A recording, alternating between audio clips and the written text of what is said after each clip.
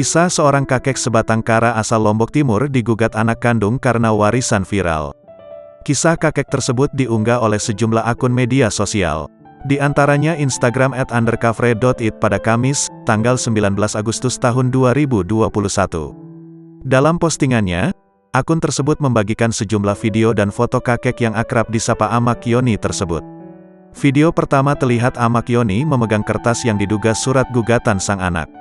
Amak Yoni nampak menangis sembari menunjukkan surat gugatan di tangannya. Kemudian video itu memperlihatkan suasana rumah kakek Yoni yang tinggal seorang diri di Dusun Lauk Rurung, Desa Sembalun Bumbung, Kecamatan Sembalun, Lombok Timur. Rumah Amak Yoni pun jauh dari kata mewah dan sangat sederhana. Dari keterangan yang dituliskan pengunggah, Amak Yoni digugat oleh putrinya yang Suhailin. Amak Yoni digugat karena menjual tanah yang sudah dihibahkan kepada Suhailin. Awalnya Amak Yoni menghibahkan tanah itu kepada putrinya. Namun karena merasa ia ditelantarkan oleh sang anak setelah menikah, akhirnya Amak Yoni menjual tanah seluas 20 ar tersebut.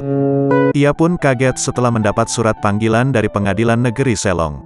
Unggahan ini kemudian mendapat banyak komentar dari netizen.